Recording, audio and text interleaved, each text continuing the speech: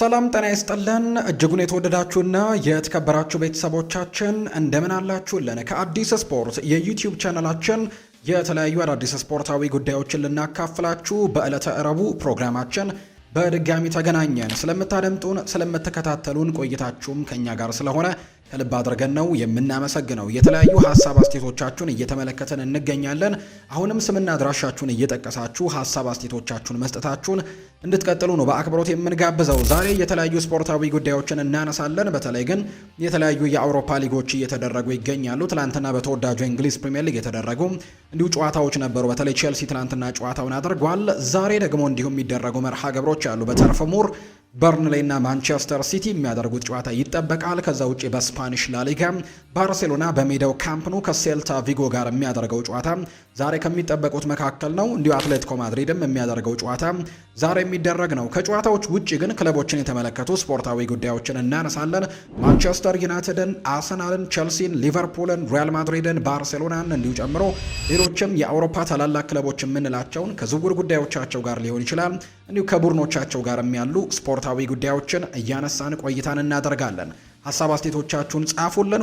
ሁላችሁም ይህንን ቪዲዮ ላይክ እያደረጋችሁ እንድትጀምሩትም በአክብሮት ጋብዛለሁ። ፉአድ ባህሩ ፕሮግራሙን እየመራው ቆያለሁ። ከመሸጋገሪያ በኋላ በድጋሚ ተመልሰን የምንገናኝ ይሆናል። አብራችሁኝ ቆዩ።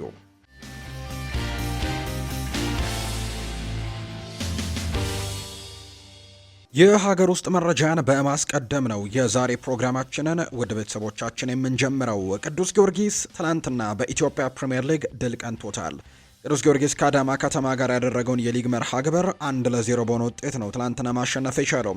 የቅዱስ ጊዮርጊስን የማሸነፊያ ግብም ፍጹም ጥላሁን ከኳስና መረብን ማገናኘት የቻለ ተጫዋች ሆኗል። ቅዱስ ጊዮርጊስ ያለፉትን 4 ጨዋታዎች እስካሁን አልተሸነፈም። 3ቱን ሲያሸንፍ በአንዱ ደግሞ በአቻ ውጤት ነው የተለያየው። በዚህም አዳማ ከተማ 6ኛ ተከታታይ ሽንፈቱን ያስተናገደበት ውጤት ሆኗል። ትናንት በቅዱስ ጊዮርጊስ መሸነፉን ተከትሎ ቅዱስ ጊዮርጊስ 35 ነጥቦችን በመሰብሰብ በደረጃ ሰንጠረዡ 10ኛ ደረጃ ላይ ተቀምጠዋል።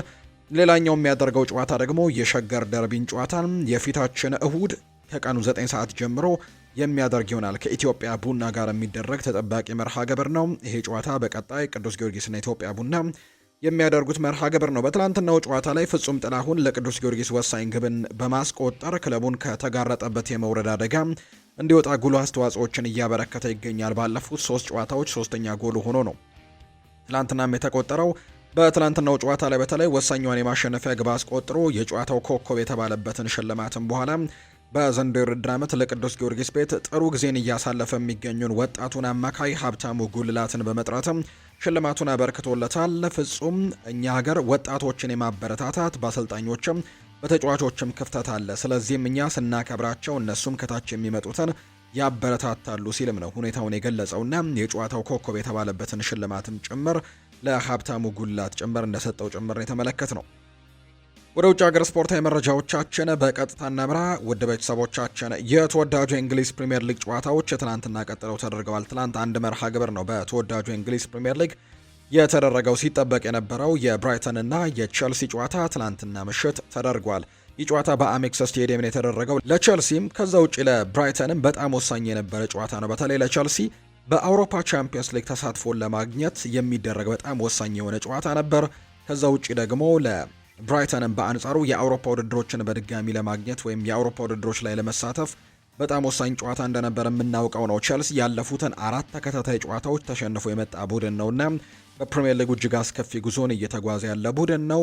ከዛ ውጭ ደግሞ ከሽንፈቶቹም ውጪ ተከታታይ 4 የፕሪሚየር ሊግ ጨዋታዎች ላይ ጎል ማስቆጠር ያልቻለ ቡድን መሆኑ ደግሞ እጅግ አጣብቂኝ ውስጥ እንዲገቡ አድርጓቸዋል። አሰልጣኝ ሊያም ሮስኒየርንም ጭምር በቡድን ውስጥ መከፋፈሎች ተፈጥረዋል። ትልልቅ የሚባሉ ተጫዋቾች በአሰልጣኙ ላይ እምነት አጥተዋል። ምንም እንኳን የብሉኮ ባለቤቶች አሁንም አሰልጣኙን ለማስቀጠል ፍላጎቶች እንደነበራቸው ከትላንትናው ጨዋታ በፊት ቢናገርም፣ ነገር ግን የትላንትናው ጨዋታ ግን ምናልባት ለአሰልጣኝ ሊያም ሮስኒየር በጣም ወሳኝ የሆነ ጨዋታና ምናልባት ይህንን ጨዋታ የሚሸነፉ ከሆነ ሊሰናበቱ የሚችሉበት እድል እንዳለ ጭምር ሲነሳ የነበረ ነውና ትላንትና በአሜክስ ስቴዲየም የተደረገው ጨዋታ በብራይተን 3-0 አሸናፊነት ነው የተጠናቀቀው። ለቼልሲ እጅግ በጣም አስከፊ ሽንፈት ሆኖ ነው የትላንትናው ጨዋታ የተጠናቀቀው። ያለፉትን 5 የፕሪሚየር ሊግ ጨዋታዎች በሽንፈት ነው የደመደመው። ያለፉትን 5 ጨዋታዎች በፕሪሚየር ሊጉ ሲሸነፍ አንድም ጎል እንኳን ማስቆጠር ያልቻለ ቡድን መሆኑን ትላንትና ተመልክተናል። ከዛ ውጪ ደረጃውንም ጭምር ለቋል። አሁን ብራይተን ከ9ኛ ደረጃ ተንደርድሮ 6ኛ ደረጃ ላይ ተቀምጧል 50 ነጥቦችን በመሰብሰብ። አሁን እንግዲህ ቼልሲም ቀሪ ጨዋታዎችን ያላደረጉ ቡድኖች አሉ። ለምሳሌ ያክል ብራይተን ኤንድ ሆቭ አልቢየን፣ ከዛ ውጪ ቦርንመዝ ዛሬ ነው ጨዋታውን የሚያደርገው። ከዛ ውጪ ኤቨርተን፣ እነዚህ ጨዋታቸውን ያላደረጉ ቡድኖች ናቸው። ከዛ ውጪ ሰንደርላንድም እንዲሁ ጨዋታውን አላደረገም። እነዚህ ቡድኖች ጨዋታቸውን አድርገው ማሸነፍ የሚችሉ ከሆነ ሁሉም አሁን የጠቀስኳቸው ቡድኖች ጨዋታቸውን ማሸነፍ የሚችሉ ከሆነ ቼልሲን በነጥብ መብለጥ የሚችሉ ቡድኖች ናቸው። ስለዚህ የእነዚህ ቡድኖች ውጤት ይወስነዋል። ቼልሲ እስከ 11ኛ ደረጃ ድረስም ሊሄድ የሚችልበት እድል እንዳለ ነው መረጃዎች እየወጡ የሚገኙት። ምክንያቱም እነዚህ ቡድኖች ቀሪ አንድ ጨዋታ አላደረጉም። ቼልሲ 34 ነው ያደረገው፣ ሌሎቹ ቡድኖች ግን 33 ጨዋታዎችን ነው ያደረጉት። የትላንትናውን ጨዋታ በስፋት እንመልከት። ቼልሲ ሽንፈት ገጥሞታል። ለብራይተን ሶስቱን የማሸነፊያ ግቦች ካዲዮግሉ፣ ዳኒ ዌልቤክ እና ሂንሺል ውድ ናቸው ማስቆጠር የቻሉት። ቼልሲ 5ኛ ተከታታይ የፕሪሚየር ሊግ ሽንፈቱን ነው እንዲሁ ያስተናገደው። ቀደም ብዬ እንደገለጽኩትም በእነዚህ ሽንፈቶች ውስጥ ደግሞ ምንም አይነት ጎል ማስቆጠር ያልቻለም ቡድን ሆኗል። ትናንትና ጨዋታው ከመጀመሩ በፊት ኮል ፓልመርም ዣኦ ፔድሮም በጨዋታው ላይ እንደማይኖሩም የተረጋገጡ መረጃዎች ነበሩ። በተለይ ኮል ፓልመር ባለፉት ከብራይተን ጋር በተደረጉ ጨዋታዎች ላይ ተደጋጋሚ ጊዜ ጎል ማስቆጠር የሚችል አይነት ተጫዋች እንደመሆኑ በትናንትናው ጨዋታ ላይ ይህንን ተጫዋች ማጣት እጅግ በጣም እንግዲህ ከባድ እንደሚሆንባቸው በርካታዎች ገልጸው ነበር። ከዛ ውጪ እነዚህ ሁለት ክለቦች ብራይተን እና ቼልሲ ያለፉትን የእርስ በርስ ግንኙነት ከተመለከተን ብራይተን በቅርብ ጊዜ ቼልሲ ላይ ፍጹም የበላይነትን እየወሰደ ይገኛል። ትናንትና እንኳን ተከታታይ 4ኛ ጨዋታ ነው ሲያሸንፏቸውና በፕሪሚየር ሊግም ከፕሪሚየር ሊግም ውጪ በነበሩ መርሃ ግብሮችና ትናንትና ብራይተን ቼልሲን ሲያሸንፍ ለተከታታይ 4ኛ ጊዜ ነውና በጣም አስቸጋሪ ጊዜን እያሳለፈ እንደሆነ እየተመለከተን እንገኛለን። በፕሪሚየር ሊግ ብቻ ከተመለከተን ብራይተን ከቼልሲ ጋር ያደረጋቸውን ያለፉትን 3 ጨዋታዎች ማሸነፍ ችሏል። ቼልሲ በ5 ተከታታይ ጨዋታዎች ምንም ግብ ሳያስቆጠር ሲሸነፍ ይሄ ከ114 ዓመታት በኋላ ለመጀመሪያ ጊዜ የተከሰተ ሪከርድ ሆኗል። ወይም እንደዚህ አይነት ነገር ከተመለከቱ 114 ዓመታት ተቆጥረዋል በቼልሲ ቤት 5 ተከታታይ ጨዋታዎችን ግብ ሳያስቆጥሩ ሲሸነፉና በጣም አስቸጋሪ እንደሆነ እየተመለከትን ነው። በዚህም በቀጣይ ቼልሲ ከሊድስ ዩናይትድ ጋር ነው በኤፍኤ ካፕ የፊታችን እሁድ ጨዋታውን የሚያደርገው። የፊታችን እሁድ የኤፍኤ ካፕ መርሃ ግብርም ስላለበት ነው ትላንትና ጨዋታውን እንዲያደርግ የተገደደው ቼልሲ። ከዛ ውጭ ግን እንዲሁ ኒውካስል ዩናይትድ እና ብራይተን ከሳምንት በኋላ ጨዋታቸውን የሚያደርጉ ነው የሚሆነው። ከትላንትናው ጨዋታ በኋላ በርከት ያሉ ሀሳቦች ተነስተዋል። በተለይ ግን ከተነሱት ነገሮች መካከል አንደኛው አሰልጣኝ ሊያም ሮስኒየር ላይ ምናልባት ውሳኔዎች ሊወሰኑ እንደሚችሉ ዛሬ የሚጠበቅ ወይም የምንሰማቸው ነገሮች ሊኖሩ እንደሚችሉ እየተገለጸ ነው። በተለይ ብሉኮ ላይ ወይም ደግሞ ባለቤቶቹ ላይ በጣም በትልቁ ጫናዎች እየተደረጉ ነው። አሰልጣኙ ሊያም ሮስኒየርን ብቻ እንዲሰናበት ብቻ ሳይሆን እነሱም ጭምር እነ ቶድ ቦህሊና በሄዳድ ኤግባሊም ክለቡን ለቀው ጥለው እንዲወጡ በጣም ጫናዎች እየተደረገባቸው እንደሚገኝ ጭምር ነው እየተመለከተን የምንገኘውና ምናልባት ይህንን ነገር ለማርገብ ሲሉ ምናልባት አሰልጣኝ ሊያም ሮስኒየር ላይ ውሳኔዎችን ሊወስኑ የሚችሉበት እድል እንዳለ እየተመለከተን ነው። የቼልሲ ቦርድም በአሰልጣኝ ሊያም ሮስኒየር ቀጣይ የክለቡ ቆይታ ዙሪያ ለመምከርም በጣም አስቸኳይ ስብሰባዎችን እንደጠራ ይፋ ተደርጓል። ከትናንትናው ሽንፈት በኋላ ቡድኑ በቅርቡ እያስመዘገበ ባለው ተከታታይ ደካማ ውጤት የተነሳ የተወሰኑ የቦርድ አባላትና ከፍተኛ ባለድርሻ አካላት አሰልጣኙ አሁኑኑ ከስራቸው እንዲባረሩ አጥብቀው ይፈልጋሉ የሚል መረጃ ወጥቷል። ሆኖም ግን አብዛኛው የቦርድ አባላት ግን የውድድር አመቱ ወይም የውድድር ዘመኑ የደረሱበት ጊዜ ላይ ከግምት ውስጥ በማስገባት በዚህ ወሳኝ ሰዓት እርምጃ ከመውሰድ ይልቅ አሰልጣኙ የውድድር አመቱን ቢጨርሱ ይመርጣሉ። የሊያም ሮስኒየር የመጨረሻ ጣፈንታ ግን ከዚህ ወሳኝ ስብሰባ በኋላ ምናልባት እልባት ያገኛል ተብሎ ነው የሚታሰበው። ምናልባት ዛሬ ልንሰማቸው የምንችላቸው አንዳንድ ነገሮች ይኖራሉ ተብሎ ይታሰባል። ከአሰልጣኝ ሊያም ሮስኒየር ጋር በተያዘ ከትናንትናው ጨዋታ ጋር በተያዘ አንዳንድ ጉዳዮችን አጋርቷል። አሰልጣኝ ሊያም ሮስኒየር ያሳየነው ነገር ተቀባይነት የለውም ሲል ነው የተናገረው። የቼልሲው አሰልጣኝ ሊያም ሮስኒየር ከሽንፈቱ በኋላ ሲናገር በምንም መልኩ ተቀባይነት የሌለው ውጤት ነው የመጣ ነው ያሉት አሰልጣኙ መከላከል ያልቻልንበት ምሽት ነበር ሲሉ ጭምር ተናግረዋል። ነገሩ በፍጥነት መለወጥ አለበት ያሉ ሲሆን ራሳችንን ማየት አለብን ማድረግ አለብንም ሲሉ ጭምር ነው የተናገሩት። በጣም ተጎድቻለሁ፣ ይሄ ደግሞ እኔንም ሆነ ክለቡን በፍጹም አይወክልም። ዛሬ ፈጽሞ ዳግመኛ ማየት የማንፈልገውን ነገር ነው የተመለከትነው ሲልም ሮስኒየር ይናገራል። በተለይ እሁድ ለሊድስ ዩናይትድ ጨዋታ የማስገባ ቡድን ክለቡን በተገቢው መንገድ የሚወክል ነው ሲሉ ጭምር ተናግረዋል። የትላንትናው ቡድን ግን ክለቡን በትክክል የሚወክል አይነት ውጤትን ወይም እንቅስቃሴን አላደረገም ሲሉ ጭምር ነው የተናገሩት። ሊያም ሮስኒየር ይሄ ነገር ለምን ሊፈጠር እንደቻለ ሲናገሩ የራሴ የሆነው ግምቶች አሉኝ። እዚህ የመጣሁት ሰበብ ለማድረስ አይደለም። እኔ በዋናነት ጨምሮ ከሁላችንም የሚታየው ነገር ፈጽሞ ተቀባይነት የሌለው ነው። ይሄ በአስቸኳይ መለውጥ ያለበት ነገር ነው። ከምንጠበቅበት ደረጃ አጠገብ እንኳን አልነበርንም። በታክቲክ ኳስን በመንጠቅ ወይም ታክል በማድረግ በሁለትዮሽ ፍልሚያዎች፣ በጨዋታው ግለት፣ በመንፈስ፣ በጉልበትና በስሜትም በሁሉም ረገድ ክፉኛ አንሰን የተገኘ ነው። ለሽንፈታችን ዋነኛው ምክንያትም ይሄኛው ይመስለኛል ብሏል። በጣም ከመናደድ የተነሳ ስሜት አልባ ሆኛለሁ። ሁልጊዜ የሚያየውትን ነው የምናገረው። የዛሬው ብቃታችን ደግሞ ፈጽሞ ተቀባይነት የሌለው ነው። ያስተናገድናቸው ግቦችም እንዲሁ ተቀባይነት የሌላቸው ናቸው። ለዚህም እጄን ወደ ላይ በማንሳት ጥፋቴን በማመን ኃላፊነቱን እኔ ወስዳለሁ። የደጋፊዎችን ብስጭት በሚገባ እረዳለሁ። የዚህ ክለብ አሰልጣኝ እንደመሆኔ መጠን የመጨረሻው ተጠያቂ እኔ ነኝ መሆነው። ወደ ጨዋታው የምንገባበት መንገድና የሚያስፈልገን ቡድንን በድጋሚ መገምገም አለብኝ ያሉት በመሰረታዊ የኳስ ሕጎች በክለባችሁ ሊኖረው ከሚገባው ክብርና ኩራት አንጻር የታየው ነገር ተቀባይነት አልነበረውም። ተጫዋቾቹን ስከላከላቸው ቆይቻለሁ። ተጠያቂው እኔ ነኝ።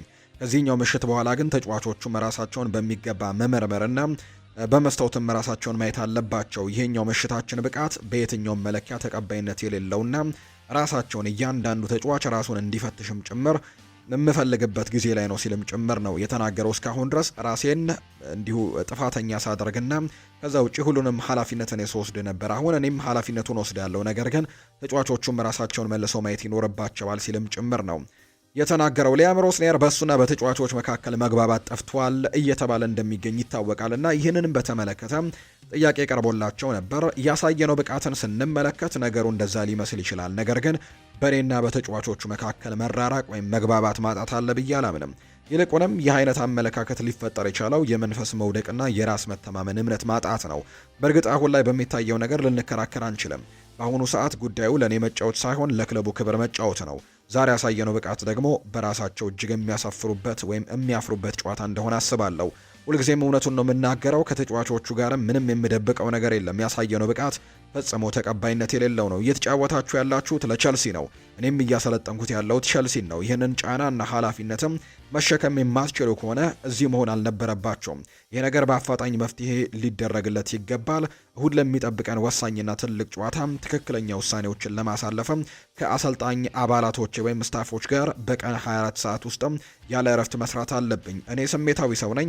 የተፈጠረው ነገር ግን ፈጽሞ ተቀባይነት የለውም። 80 በመቶ የሚሆኑት የሁለትዮሽ ኳሶችን ወይም ዱዌሎችንም ጭምር ስንነጠቅ ነበር። የጭንቅላት ኳሶችን ማሸነፍ አልቻልንም። በማንኛውም የውድድር ደረጃ እንዲህ አይነት ስህተቶችን የምትሰሩ ከሆነ ለየትኛውም የእግር ኳስ ጨዋታ ደግሞ ማሸነፍ አትችሉም ሲልም ጭምር ነው እንዲሁ እየተናገረ የሚገኘው ሊያም ሮስኒየር። ከሊያም ሮስኒየር አስቴቶች ጋር በተያያዘ ግን የቀድሞ የቡድን አጋሩ አንድ ሀሳብን ሰጥቷል። የቀድሞ የአሰልጣኝ ሊያም ሮስኒየር የቡድን አጋር የነበረው ሺያን ዴቪድስ ይባላል። ይህ ሰው ሲናገር እኔም ማላውቀው ሊያም ሮስኒየር ሆኖብኛል ሲልም ነው የተናገረው። ምክንያቱም ሮስኒየር ሲናገር መዝገበ ቃላትን ወይም ዲክሽነሪ የዋጠ ነው የሚመስለው ሲልም ጭምር ነው የሚናገር። እሱን አሁን ላይ ያላውቀው ማን እንደሆነ ራሱም የማላውቀው ሰው ነው የሆነብኝ ያለው ዴቪስ የሚናገረው ትልቅ ቃላትም መዝገበ ቃላትን የያዘ ወይም የዋጠ ሰው ነው የሚመስለው ሲልም ጭምር ይናገራል። የሚጠቀማቸው ቃላትና የሚናገራቸው አንዳንድ ንግግሮች ትንሽ አስቂኝ ሆኖብኛል ሲልም ጭምር ነው የተናገረው። ሰዎች አሁን ላይ ስራ ለማግኘት እግር ኳስን ውስብስብ እያደረጉት ነው። እግር ኳስ የተለያዩ ሳይንሶች አይደለም ሲልም ጭምር ነው የተናገረውና እሱም ንግግሩ በጣም አስገርሞኛል። የተለያዩ ነገሮችን ይናገራል። እኔም ማውቀው አይነት ሰው አልሆነልኝም ሲልም ጭምር ነው እየተናገረ የሚገኘው። የቀድሞ የአሰልጣኝ ሊያም ሮስኒየር የቡድን አጋር ነው ይህንን ሀሳብ እየሰጠው።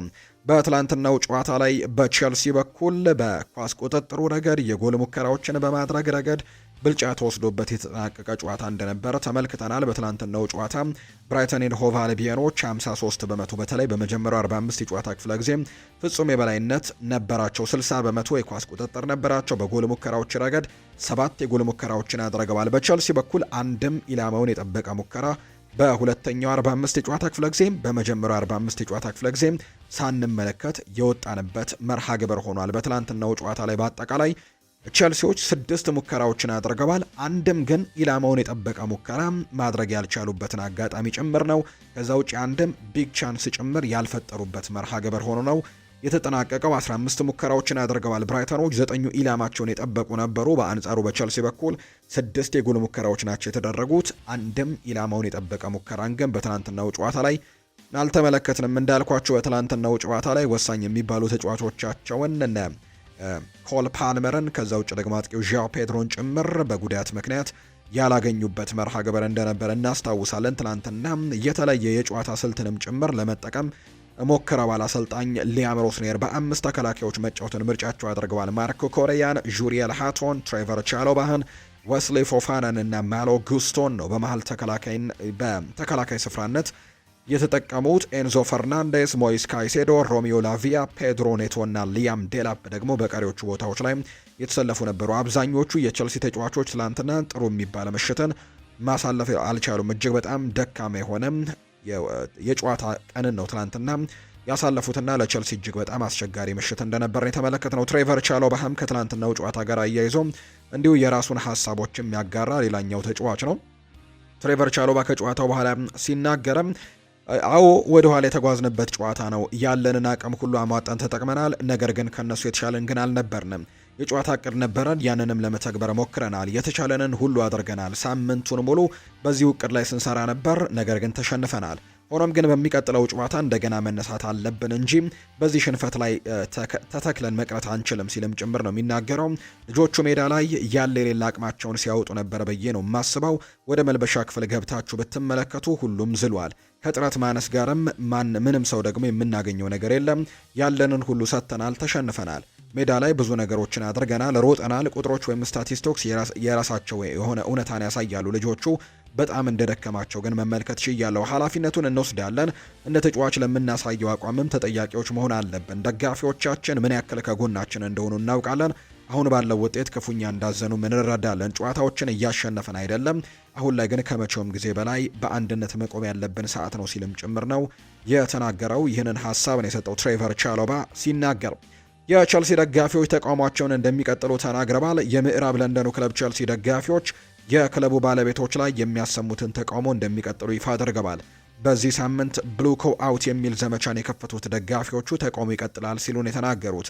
ይህንን ክለብ መምራት የማይገባቸው ሰዎች ከዚህ ለቀው እስከሚሄዱ ድረስ ተቃውሟችን ይቀጥላል ሲሉ ነው የተናገሩት። ደጋፊዎቹ በተለይ በስታንፈርድ ብሪጅ ከማንቸስተር ዩናይትድ ጨዋታ በፊት ከስትራስቡርግ ደጋፊዎች ጋር በጋራ በመሆን ተቃውሞ አሰምተው ነበር። ስትራስቡርግም የብሉኮ ሌላኛው ክለብ እንደሆነ ይታወቃል። በፈረንሳይ የሚወዳደር ክለብ ነው። ነገር ግን በብሉኮ ነው የሚመራውና የቸልሲ ደጋፊዎች ከስትራስቡርግ ደጋፊዎች ጋር በጋራ በመሆን ጭምር ተቃውሞ ሲያሰሙ እንደነበር እናስታውሳለን። እና ክለባችንን የሚመሩት ሰዎች ትክክለኛ ሰዎች አይደሉም፣ እነሱ እስኪቀየሩ ድረስም እኛ ተቃውሟችን ይቀጥላል ሲሉ ጭምር ነው ሀሳባቸውን እየሰጡ የሚገኙት። በዚህም መሰረት በተወዳጁ የእንግሊዝ ፕሪምየር ሊግ ቸልሲ አሁን 7ኛ ደረጃ ላይ ተቀምጧል 48 ነጥቦችን በመሰብሰብ። በአንጻሩ ትላንትና ድል ያደረገው ብራይተን 50 ነጥቦች ላይ በመድረስ 6ኛ ደረጃ ላይ መቀመጥ ችሏል። እንዳልኳችሁ ከዚህ በኋላ የብሬንትፈርድ፣ የቦርንመስ፣ የኤቨርተን እና የሰንደርላንድ ጨዋታ ውጤት ይጠብቃሉ ቼልሲዎች። አሁንም ከዚህ በታችም የደረጃ ሰንጠረዡ ላይ ሊወርዱ የሚችሉበት እድል እንዳለ ነው እየተመለከትን የምንገኘውና በዛ ምክንያትም ምናልባት አሁንም ስጋት ውስጥ ሊገቡ የሚችሉበትና ከዚህም በላይ ከፍ ሊል የሚችልበት እድሉ እንዳለ የሚያሳዩ መረጃዎች ናቸው እየወጡ የሚገኙት። የተወዳጁ የእንግሊዝ ፕሪምየር ሊግ 2 መርሃ ግብሮች ዛሬም ቀጥለው ይደረጋሉ። ቦርንመዝ እና ሊድስ ዩናይትድ ጨዋታዎችን ዛሬ ያደርጋሉ። ምሽት 4 ሰዓት ሲል የሚደረግ ጨዋታ ነው። በቫይታሊቲ ስቴዲየም ወሳኝ የሆነ መርሃ ግብር ይሆናል ተብሎ ይታሰባል። በተለይ ለቦርንመዝ የአውሮፓ ውድድሮች ተሳትፎን ለማግኘት በሚያደርገው ጥረት ላይ አሁን ጥሩ እድል ያገኘ ይመስላል። የዛሬውን ጨዋታ ማሸነፍ የሚችል ከሆነ 6ኛ ደረጃነትን መረከብ የሚችልበትን እድል ያገኛልና ምናልባት በአውሮፓ ቻምፒየንስ ሊግ እንኳን መሳተፍ ባይችል በዩሮፓ ሊግ እና በኮንፈረንስ ሊግ ቡድኑን የአውሮፓ ተሳታፊ ለማድረግ አንዶኒ ኢራኦላ በትልቁ ይሰራሉ ተብሎ ይታሰባል። በሚቀጥለው የውድድር ዓመት ይህንን ቡድን እንደማይመሩት የተረጋገጠ ጉዳይ ነው። ነገር ግን ቡድኑን የአውሮፓ ተሳታፊ አድርገው ግን ለመልቀቅ በትልቁ ጥረቶችን ያደርጋሉ ተብሎ ይታሰባልና ዛሬ ከሊድስ ዩናይትድ ጋር ነው ጨዋታን የሚያደርገው። ሊድስ ዩናይትድ በዳንኤል ፈርከሰር ባለፉት 2 ጨዋታዎች ላይ በጣም ጥሩ መነቃቃቶችን ያሳየ ቡድን ነው። ያለፉትን 2 ተከታታይ ጨዋታዎች ድል ማድረግ የቻለም ቡድን እንደሆነ ይታወቃል። ከዛ ውጪ ደግሞ ያለፉትን 4 ጨዋታዎች ምንም አይነት ሽንፈት ያልገጠመው ቡድን ነው። አሁን ከወራጅ ቀጠናው በደንብ ርቀው በ8 ነጥቦች ርቀው 15ኛ ደረጃ ላይ ነው የተቀመጡትና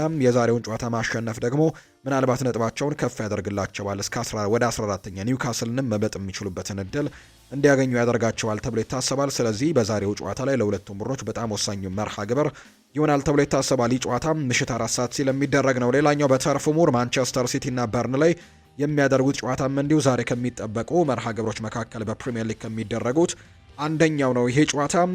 በተለይ ደግሞ ለማንቸስተር ሲቲ ነው በጣም የሚጠበቀው። ምክንያቱም ማንቸስተር ሲቲ ዛሬ ጨዋታውን ማሸነፍ የሚችል ከሆነ የተወዳጁ የእንግሊዝ ፕሪምየር ሊግ መሪነትን ማግኘት የሚችልበትን እድል ያገኛል ተብሎ ይታሰባልና የዛሬው ጨዋታ ለማንቸስተር ሲቲ በጣም ወሳኝ ይሆናል ተብሎ ይታሰባል። ጨዋታው ተርፍ ሙር ላይ የሚደረግ መርሃ ግብር ነው። ሲቲ በሰፊው ይህንን ጨዋታ የማሸነፍ ግምትም እንደተሰጠው ጭምር ተመልክተናል። በተለይ ባለፉት ተከታታይ ጨዋታዎች በካራባው ካፕ የፍጻሜ ጨዋታ፣ በኤፍኤ ካፕ መርሃ ግብር፣ በእንግሊዝ ፕሪምየር ሊግ ከዛ በኋላ ያደረጋቸውን ጨዋታዎች በተከታታይ በጣም ጥሩ የሚባሉ ውጤቶችንና መነቃቃቶችን የፔፕ ጓርዲዮላ ቡድን እያሳየን ይገኛልና የዛሬውን ጨዋታ ማሸነፍ የሚችሉ ከሆነ የደረጃ ሰንጠረዡ አናት ላይ እንደመቀመጣቸው፣ ስለዚህም አሁን ላይ በጣም ጥሩ የሚባለውን ውጤት ለማስመዝገብ በጨዋታው ላይ ትልቅ እንቅስቃሴ ያደርጋሉ ተብሎ ይታሰባል። በዛሬው ጨዋታ ላይ ሮድሪ፣ ሄስኮ ግቫርዲዮል እና ሩበን ዲያሽ በማንቸስተር ሲቲ በኩል የዛሬው ጨዋታ ላይ የማይኖሩ ተጫዋቾች ናቸው። ማድሊ ይህንን ጨዋታ ይመሩታል ተብሎ ይታሰባል። እነዚህ ሁለት ቡድኖች ያለፉት 3 የእርስ በርስ ግንኙነቶችን ከተመለከተን ማንቸስተር ሲቲ የበላይነት አለው። በመጀመሪያው ዙር ጨዋታ በኢቲያድ በተደረገው መርሃ ግብር ማንቸስተር ሲቲ 5-1 በሆነ ሰፊ ውጤት ነበር ያሸነፈው። ከዛ ውጭ የነበሩ ያለፉት መርሃ ግብሮቻቸው ደግሞ በሲቲ 3-1 እና 3-0 አሸናፊነት የተጠናቀቁ ናቸው። ያለፉትን 3 ጨዋታዎች በአጠቃላይ ማንቸስተር ሲቲም በሰፊ የጎል ልዩነት ያሸነፈበት ነው። በአጠቃላይ 11-2 በሆነ ውጤት ያለፉትን 3 ጨዋታዎች ድምር ውጤትን ካየን 11-2 ያሸነፉበት እድል ነው ያለውና የዛሬው ጨዋታ ይጠበቃል ለማንቸስተር ሲቲ። ጨዋታው እንዳልኳችሁ ምሽት 4 ሰዓት ላይ የሚደረግ መርሃ ግብር ነው። ከእንግሊዝ ጋር ካነሳን አይቀር አንድ መርሃ ግብርን እና አንድ ጉዳይን እናነሳ። የሌስተር ሲቲን ጉዳይ ነው የምናነሳው። ሌስተር ሲቲ የዛሬ 10 ዓመት ገደማ የነ ሪያድ ማህሬዝ፣ የነ ኢንጎሎ ኮንቴ፣ የነ ዳኒ ድሪንኮተር፣ የነ ጄሚ ቫርዲ ቡድን እንዲሁ በክላውዲዮ ራኒየሪ እየተመሩ የዋንጫ ባለቤት የነበረ ቡድን እንደነበረ እናስታውሳለን። ባለፉት ጥቂት ዓመታት ግን ጥሩ የሚባሉ ነገሮችን ማሳየት ተስኖት አንዴ ወደ ሻምፒዮንሺፕ ሲወርድ አንዴ ሲመለስ ተመልክተነው ነበር። አሁን ግን ወደ 3ኛው ሊግ መውረዱን ትላንትና አረጋግጧል። ሌስተር ሲቲ የአንድ ጊዜ የፕሪሚየር ሊግ ሻምፒዮን የነበረው ሌስተር ሲቲ ወደ እንግሊዝ 3ኛው ዲቪዚየን ወርዷል። ሌስተር ሲቲ ከሃል ሲቲ ጋር ያደረገውን ጨዋታ ትላንትና ማሸነፍ አለመቻሉን ተከትሎ ነው መውረዱን ያረጋገጠው። ከ10 ዓመታት በፊት የፕሪሚየር ሊግ አሸናፊ የነበረው ሌስተር ሲቲ ቀጣይ ዓመት ግን በሀገሪቱ 3ኛው የደረጃ እርከን ላይ ነው ውድድሩን የሚያደርገውና ይሄ ለሌስተር ሲቲዎች በጣም አስከፊ የሆነ ጊዜ እንደሆነ ነው የተመለከትነው።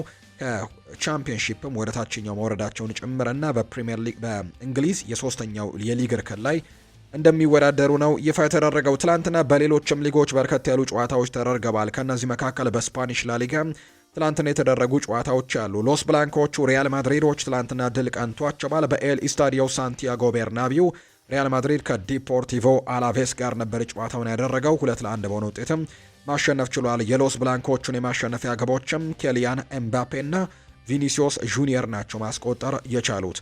ሪያል ማድሪድ ከ2 ተከታታይ የሊግ ሽንፈቶች በኋላ ነው ወደ ድል ትላንትና የተመለሰው። በዚህም የሊግ የደረጃ ሰንጠረዣቸውን ከተመለከተን ሪያል ማድሪድ በ9 ነጥብ ልዩነት ነበር ከባርሴሎና ዝቅ ያሉት። ነገር ግን ትላንትና ማሸነፋቸውን ተከትሎ የነጥብ ልዩነቱን ወደ 6 ማጥበብ ችሏል። እርግጥ ነው ዛሬ ባርሴሎና ጨዋታውን እስኪያደርግ ድረስ ነው። ባርሴሎና የሚያሸንፍ ከሆነ የነጥብ ልዩነቱ በድጋሚ ወደ 9 የሚሰፋበት እድል እንዳለ የሚታወቅ ነው የሚሆነው። ከዛ ውጪ ዲፖርቲቮ አላቬስ ደግሞ 33 ነጥቦችን ሰብስቦ 17ኛ ደረጃ ላይ የተቀመጠ ቡድን እንደሆነ ይፋ ተደርጓል። በቀጣይ ሪያል ቤቲስ እና ሪያል ማድሪድ የፊታችን አርብ ጨዋታቸውን የሚያደርጉ ነው የሚሆነው። በሌሎች የስፓኒሽ ላሊጋ መርሃ ግብሮች አትሌቲክ ቢልባኦ ትላንትና በሜዳው ሳን ማሜስ ጨዋታውን አድርጎ ነበር። ከኦሳሱና ጋር 1-0 በሆነ ውጤት ማሸነፍ ችሏል። ሌላኛው ማዮርካና ቫሌንሲያ ያደረጉት ጨዋታ 1-1 በሆናቸው ውጤት ነው የተጠናቀቀው። ከዛ ውጪ ዢሮና ደግሞ በሪያል ቤቲስ 3-2 በሆነ ውጤት ትላንት የተሸነፈበት መርሃ ግብርን ነው የተመለከት ነው። ዛሬም በስፓኒሽ ላሊጋም ጨዋታዎች ቀጥለው ይደረጋሉ። ኤልቼና አትሌቲኮ ማድሪድ ምሽት 4 ሰዓት ላይ ጨዋታቸውን ያደርጋሉ። ሪያል ሶሴዳድ ከሄታፌ የኤልቼና የአትሌቲኮ ማድሪድ ጨዋታ ምሽት 2 ሰዓት ላይ የሚደረግ ነው። ሪያል ሶሴዳድ ከሄታፌ ደግሞ ምሽት 3 ሰዓት ላይ ጨዋታቸውን የሚያደርጉ ይሆናል። ከዛ ውጪ ባርሴሎና በሜዳው ካምፕ ኑ ዛሬ ምሽት 4 ሰዓት ከ30 ሲል ከሴልታ ቪጎ ጋር የሚያደርገው ጨዋታ ዛሬ የሚጠበቁ የስፓኒሽ ላሊጋ መርሃ ግብሮች ናቸው። ከስፔን ውጪ ደግሞ በፍሬንች ሊጓን አንድ ተስተካካይ መርሃ ግብር ዛሬ ይደረጋል። ምሽት 2 ሰዓት ሲል በፓርክ ደ ፕሪንስ ፓሪስ ሳን ዠርሜን እና ናንትስ የሚያደርጓቸው ጨዋታዎች ዛሬ በፍሬንች ሊጓን የሚደረጉ ናቸው። በአጠቃላይ በአውሮፓ ታላላቅ ሊጎች ዛሬ የሚደረጉ ጨዋታዎችና ትላንትና የተደረጉ የጨዋታ ውጤቶች እነዚህ ናቸው። የጣሊያንን እንመልከት። በኮፓ ኢታሊያ ትላንትና አንድ መርሃ ግብር ተደርጓል። ኢንተር ሚላን ለፍጻሜ መድረሱን ተመልክተናል። እነዚህ ሁለት ቡድኖች በተለይ ኢንተርና ኮሞ ባለፈውም በጣሊያን ሴሪኤ በጣም ድንቅ የሚባል ፉክክርን አሳይተውን 4-3 የተጠናቀቀ ጨዋታ እንደነበር እናስታውሳለን። ሌላኛው ትላንትና በኮፓ ኢታሊያ ደግሞ ተገናኝተው ኢንተር ሚላን በድጋሚ ባለድል ሆኗል። ነገር ግን ትላንትና 3-2 በሆነ ውጤት ነው ማሸነፍ የቻለው። በተለይ ደግሞ ቀደም ብለው ኮሞዎች 2 ጎሎችን ማስቆጠር ችለው ነበር። 2-0 በሆነ ውጤት እየመሩ ነበር። ነገር ግን ከዛ በኋላ ባስቆጠሯቸው ግቦች ግን ማሸነፍ ችለዋል። ኢንተር ሚላን 3-2 በሆነ ውጤት ነው ማሸነፍ የቻለው። ትላንትናም 2 ጎሎችን ማስቆጠር ችሏል። ሀካን ቻናኖግሉ ትላንትና 2 ጎሎችን ያስቆጠረላቸው ተጫዋች ነው ለኢንተር ሚላን። ኮሞ በ9 ቀናት ልዩነት በተመሳሳይ መልኩ ከኢንተር ሚላን ተሸንፈው ወጥተዋል። ኢንተር ሚላን በታሪኩ ለ16ኛ ጊዜ ለኮፓ ኢታሊያ ፍጻሜ ደርሷል። በፍጻሜው ደግሞ ኢንተር ሚላን የአታላንታና የላትሲዮን አሸናፊ የሚገጥምበት ጨዋታ እንደሚደረግ ነው መረጃዎቹ ይፋ የተደረጉት። አሁን ደግሞ ክለቦችን የተመለከቱ ስፖርታዊ ጉዳዮችን እናንሳ። የማንቸስተር ዩናይትድ ጉዳዮችን በማስቀደም ነው የዛሬ ፕሮግራማችንን ከክለቦች ጋር አያይዘን የምናነሳው። ማንቸስተር ዩናይትድ የእንግሊዝ ምርጡ ክለብ ነው ብለዋል ካሴሜሮ ነው ይህንን ሀሳብ የተናገረው። ብራዚላዊው አማካይ ካሴሜሮ ማንቸስተር ዩናይትድ ከዓለም ምርጥ 3 ክለቦች መካከል አንደኛው ነው፣ በእንግሊዝ ምርጡ ደግሞ ማንቸስተር ዩናይትድ ነው ብለዋል። ለማንቸስተር ዩናይትድ መጫወት የተለየ ነገር ነው ያለው ካሴሜሮ፣ ምክንያቱም ዩናይትድ የእንግሊዙ ምርጥ ክለብ ስለሆነ ሲልም ተናግሯል። አክሎም ማንቸስተር ዩናይትድ ከዓለም ምርጥ 3 ክለቦች መካከልም ስሙ መነሳት የሚችል አይነት ቡድን ነው ሲልም ይናገራል። በተለይ በማንቸስተር ዩናይትድ መጫወቴ ደግሞ በጣም ትልቅ ኩራት ይሰማኛል ሲልም ጭምር ነው ካሴሜሮ የተናገረው። በዚህ ክረምት የተጫዋቾች የዝውውር መስኮት ክለቡን ለቆ እንደሚወጣም የተረጋገጠ ጉዳይ ነው። ክረምት ላይ ከማንቸስተር ዩናይትድ ጋር ይለያያል። ይሄ የውድድር ዓመቱ ለማንቸስተር ዩናይትድ የመጨረሻ ዓመቱ እንደሆነም ይፋ መደረጉ ይታወሳልና ዩናይትዶች ደግሞ እሱን ለመተካት እንቅስቃሴዎችን እያደረጉ ነው። በተለይ ዘንድሮ ጥሩ የሚባል የውድድር ዓመትን እያሳለፈ ነው። በተለይ ደግሞ አሰልጣኝ ሩበን አሞሪም ከወጡ በኋላ ደግሞ ከኮቢ ማይኖ ጋር የፈጠረው ጥምረት በጣም ጥሩ የሚባል ሆኗል። በዚህ የውድድር ዓመት 7 ያክል ግቦችን ማስቆጠር ችሏል። ስለዚህም ጥሩ የውድድር ዓመትን እያሳለፈ ባለበት ሰዓት ላይ ክለቡን ለቆ ሊወጣ መሆኑን ተከትሎ ደጋፊዎች ጭምር እንዲቆይ ጭምር ጥያቄ አቅርበውለት ነበር። ነገር ግን ሳይሳካ ቀርቷል። ውሳኔውን መወሰኑን ጭምር ነው የተናገረው። የሚናፍቁኝም ደጋፊዎቹ ናቸው ሲልም ጭምር መናገሩ ይታወሳል። ማንቸስተር ዩናይትዶች አንድ ታዳጊ ተጫዋችን ከወደ ብራዚል ለማምጣት እንቅስቃሴዎችን እያደረጉ እንዳለ ይታወቃል። ተጫዋች ኮንሴሳው እንደሚባል ትላንትና ገልጬላችሁ ነበር። እዚህ ተጫዋች ላይ 100 ሚሊዮን ዩሮ ክለቡም የመልቀቂያ አንቀጽም ለጥፎበት እንደነበር ይታወሳል። ነገር ግን ዩናይትዶች 40 ሚሊዮን ዩሮ ለማቅረብ መዘጋጀታቸውን እንደ ሜል ስፖርት እና ሙንዶ ዲፖርቲቮ ያሉ የመረጃ ምንጮች ይፋ አድርገዋል። እንደሚታወቀው ይህንን ተጫዋች እነ ባርሴሎና፣ እነ ሪያል ማድሪድ፣ እነ ባየር ሚኒክ፣ እነ አርሰናል፣ እነ ሲቲ፣ እነ ቼልሲ ጭምር የሚፈልጉት አይነት ተጫዋች እንደሆነ ቀደም ብለንም ገልጸንላችኋል። እስካሁን ግን ጥያቄ ያቀረበው ኒውካስል ዩናይትድ ብቻ ነበር። ኒውካስል ዩናይትድ ቅድሚያ ያቀረበው 25 ሚሊዮን ዩሮ እና ተጨማሪ ደግሞ 15 ሚሊዮን ዩሮ የሚለቅ እንደሆነ እየተገለጸ ይገኛል። ባርሴሎና ግን በፋይናንስ ችግር ምክንያት ከዝውውሩ ውጪ ራሳቸውንም ሊያደርጉ እንደሚችሉ ይፋ ተደርጓል። በአንጻሩ ማንቸስተር ሲቲ የዝውውሩ ሁነኛ ተፎካካሪ ሆኖ ይቀጥላል ተብሎ ይታሰባል። ዩናይትድ ደግሞ 40 ሚሊዮን ዩሮ በቀጥታ ለማቅረብ ዝግጁ እንደሆነ ጭምር የሚያሳዩ ነገሮችም እንዳሉ ነው የተገለጸው። ማንቸስተር ዩናይትድ በክረምቱ የተጫዋቾች የዝውውር መስኮት የክንፍ መስመሩን ለማጠናከር እንቅስቃሴዎችን እንደሚያደርግ ይጠበቃል። በተለይ የአማካይ ስፍራውን ነው በደንብ ግን ለማጠናከር ሙከራዎችን ያደርጋል ተብሎ የሚታሰበው። ከዛ ውጭ ግን ሌሎች ቦታዎችንም ቡድናቸውን ለማጠናከር እንቅስቃሴዎችን ያደርጋሉ ተብሎ ይታሰባል። ከነዚህ መካከል አንደኛው የክንፍ መስመሩን ማጠናከር ነው። ያንን ቦታ ደግሞ ለማጠናከር በትልቁ በእቅድ ውስጥ የከተቱት ተጫዋች ደግሞ የ19 ዓመቱ የአርቢ ላይፕዚግ ኮከብ የሆነው ያን ዲያማንዴን ለማስፈረም ነው ፍላጎት እንዳላቸው የሚነገረው። ነገር ግን ዩናይትድ ቀላል ይሆንላቸዋል ተብሎ አይጠበቅም። ምክንያቱም ከፓሪስ ሳን ዠርሜን እና ከሊቨርፑል በጣም ጠንካራ ፉክክር ገጥሟቸዋል ዩናይትዶች።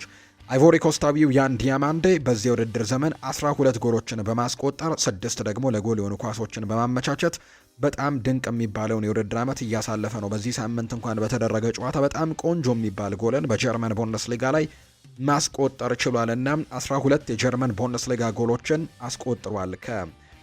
ከከፍተኛ ግብ አስቆጣሪዎቹ መሪዎች መካከል ከ4 ውስጥ የሚገኝ ተጫዋች ነውና በጣም ጥሩ የውድድር ዓመትን እያሳለፈ ነው። ገና 19 ዓመት መሆኑን ደግሞ አትርሱም። በተለይም በጀርመን ቡንደስሊጋ በአንድ ጨዋታ በአማካይ 4.3 የተሳኩ ድሪብሎችን በማድረግም ቀዳሚው ተጫዋች ነው። በጀርመን ቡንደስሊጋ የተሳኩ ድሪብሎችን በማድረግ ተጫዋቹ ከዚህ ቀደም በአንፊልድ የሊቨርፑል ሜዳ መጫወት የአባቱ ህልም እንደሆነ ተናግሮ ነበር። እሱም የሊቨርፑል ደጋፊ እንደሆነ መግለጹ ይታወሳል። ለሊቨርፑል ምናልባት ዝውውሩ ላይ ትልቅ ብልጫ ሊሰጣቸው የሚችል አስተያየትን እንደሰጠም የምናስታውሰው ነው። ምክንያቱም አባቱ የሊቨርፑል ቀንደኛ ደጋፊ እንደሆነና እሱም ሊቨርፑልን ሲያይና ሊቨርፑልን ሲደግፍ እንዳደገ ይፋ ማድረጉን ተከትሎ ምናልባት ሊቨርፑሎች በዚህ ዝውውር ላይ የተሻለ እድል ሊኖራቸው እንደሚችል ይገመታል። ነገር ግን ዩናይትድ እና ፓሪስ ሰን ዠርሜንም ይህንን ተጫዋች ለማስፈረም ግን እንቅስቃሴ ማድረጋቸው አይቀሬ ነው የሚሆነው። ዩናይትድ በዚህ የውድድር ዘመን እንደ ማታያስ ኩኛህና ብሪያን ኤምቤሞ ያሉ ተጫዋቾችን በማስፈረም የተለየ የማጥቃት ስልትን እየተከተለ ቢሆንም ዲያማንዴን የማስፈረም ፍላጎቶች ግን አሁንም አላቸው። ነገር ግን ማግኘት ካልተቻለ ግን ዩናይትድ ሌሎች ተጫዋቾችን ይመለከታል ተብለዋል። ከእነዚህ መካከል ትላንትና ስሙን የሰማነው ኬናን የልዲስ፣ ከዛ ውጭ አንቶኒ ጎርደን፣ ካሪም አዲየሚ እና የክለቡ አካዳሚ ተስፈኛቱ ተጫዋች የሆነው ሺያሊያሴንም ሊጠቀሙ የሚችሉበትና እንደ አማራጭ ሊመለከቱ የሚችሉበት እድል እንዳለ ጭምር እየተነገረ ነው። ዩናይትድ በዝውውር መስኮቱ ላይ ግን በሚቀጥለው የክረምት ተጫዋቾች የዝውውር መስኮት የተለያዩ ቦታዎችን ለማጠናከር በጣም በትልቁ ይሰራበታል ተብሎ የሚታሰበው የዝውውር መስኮት እንደሆነ ነው ይፋ የተደረገው። የአርሰናልን መረጃ ደግሞ እንንገራቸው። ጋብሪኤል ሄሱስ ይናገራል። በጣም ይጎዳቸዋል ብለዋል። ዘውዱን ለመድፋት እንታገላለን። የሲቲ ደጋፊዎች እኔን እየሰደቡኝ ነበር። ቀሪ ጨዋታዎች እንዳሉ ግን አላወቁም። አሁንም ነጥቦችን ሊጥሉ የሚችሉበት እድል አለ። እዚህ ሰላም ነኝ፣ በጣም ደስተኛ ሆኛለሁ። ቤተሰብም እዚህ በጣም ሰላም ሆኗል ሲል ነው የተናገረው።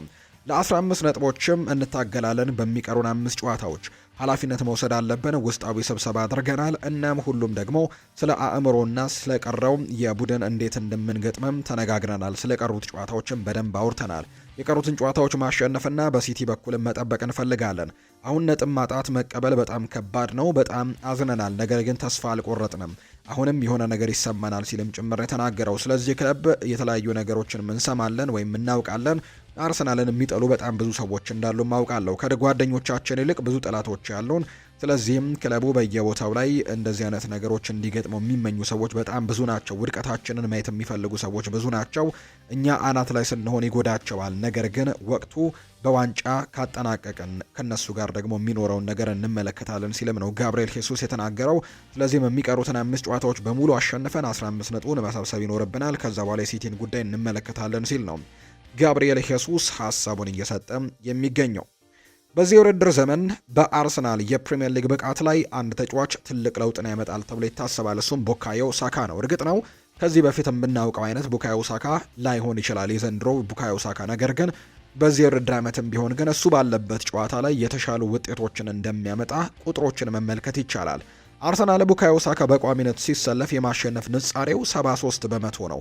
ከሚያደርጋቸው ጨዋታዎች 73 በመቶውን ቡካዮ ሳካ ሜዳ ላይ ሲኖር የማሸነፍ እድል አለው። በአጠቃላይ በጨዋታ ላይ 2.36 ነጥቦችን ያገኛል ማለት ነው። ከ3 ነጥቦች መካከል 2.36ቱን በአማካይ ያገኛል። አርሰናል ያለ ቡካዮ ሳካ ደግሞ የማሸነፍ ንጻሬው ሲታይ 45 በመቶ እንደሆነ ነው ይፋ የተደረገው። በጨዋታም 1.64 ነጥብ ነው የሚያገኘውና በተለይ የጁሪየን ቲምበርና የቡካዮ ሳካ ወደ ሜዳ ለመመለስ መቃረብ ለአርሰናል በጣም እንደ መልካም ዜና በርካቶች እያነሱት ይገኛሉ። በቅርቡ እነዚህ ተጫዋቾች ወደ ሜዳ ይመለሳሉ ተብሎ ይታሰባል። በተለይ በዚህ ሳምንት መጨረሻ ላይ በሚደረጉ የቡድን ልምምዶች ላይ ይኖራሉ ተብሎ ይታሰባል እና በቀጣዮቹ ጨዋታዎች ላይ የመኖር እድላቸው ሰፋ ያለ እንደሆነ እየተነገረ ነው። ስለዚህም አርሰናል በተለይ ከቡካዮ ሳካ ጋር በጣም ጥሩ የማሸነፍ ንጻሬ እንዳለው የሚያሳዩ መረጃዎች ናቸው የበጡት። የአርሰናል ባለስልጣናት ሚኬል አርቴታ ለረጅም ጊዜ ሲፈልጉ የነበረውን አንድ ተጫዋች ለማስፈረም እንቅስቃሴዎችን ማድረግ እንደሚጀምሩና እንደሚፈልጉ ይፋ ተደርጓል። በሚቀጥለው የውድድር ዓመት በተለይ በሚቀጥለው የክረምት ተጫዋቾች የዝውውር መስኮት አርሰናል የግራ የማጥቃት ክፍሉን በደንብ ማጠናከር ይኖርበታል ተብሎ ይታሰባል። በሊያንድሮ ትሮሳርድ እና ጋብሪኤል ማርቲኔሊ ቦታ ላይ በጣም ጥሩ ተጫዋችን ማምጣት ይኖርባቸዋል ተብሎ ይታሰባል። እርግጥ ነው ባለፉት የዝውውር መስኮቶችም ይሄ ነገር በጣም ተደጋግሞ ሲነገር የነበረ እንደነበር እናስታውሳለን። አርሰናሎች ባለፈው የክረምት ተጫዋቾች የዝውውር መስኮት እያንዳንዱን ቦታዎች ላይ በጣም ትልቅ ለውጦችን አድርገዋል። ትልልቅ ተጫዋቾችን በማስፈረም ብቸኛ ያልነኩት ቦታ ያኛው እንደነበር ወይም የቀኙ የግራው የማጥቃት ክፍል እንደነበር እናስታውሳለን። እርግጥ ነው ኤብሪቼ ኢዜንም እዛ ጋር መጠቀም እንችላለን ብለው አስበው ነበር። ከዛ ውጭ ደግሞ እንዲሁ ኖኒ ማንድሬኬንም እዛ ጋር መጠቀም ምርጫቸው እንደሚያደርጉ ሲነገር ነበር። በተለይ ሊያንድሮ ትሮሳርድ በመጀመሪያው የውድድሩ ክፍል ላይ በጣም ጥሩ የሚባሉ አቋሞችን እያሳየ ወደ መጨረሻው አካባቢ ላይ ነው አሁን ቀዝቀዝ እያለ እየተመለከትን የምንገኘውና ነገር ግን አሰልጣኝ ሚኬል አርቴታ ባለፉት ጥቂት የዝውውር መስኮቶች ላይ ሲፈልጉ የነበረን አንድ ተጫዋች ለማስፈረም ግን አርሰናሎች አሁን በንቃት እየሰሩ ይገኛሉ። ይህ ተጫዋች የአትሌቲክ ቤልባኦ የክንፍ መስመር ተጫዋች የሆነው ስፔናዊው ኒኮ ዊሊያምስ እንደሆነ ይፋ ተደርጓል። በሚቀጥለው የክረምት ተጫዋቾች የዝውውር መስኮት ይህንን ለማስፈረም እንቅስቃሴዎችን ያደርጋል ተብሎ ይታሰባል አርሰናል። ነገር ግን ካልተሳካ ግን እዛው በኒውካስል ዩናይትድ እየተጫወተ የሚገኘውን አንቶኒ ጎርደንን ለማስፈረም ሙከራዎችን ማድረጋቸው አይቀሬ እንደሆነ የሚያሳዩ መረጃዎችም አሉ።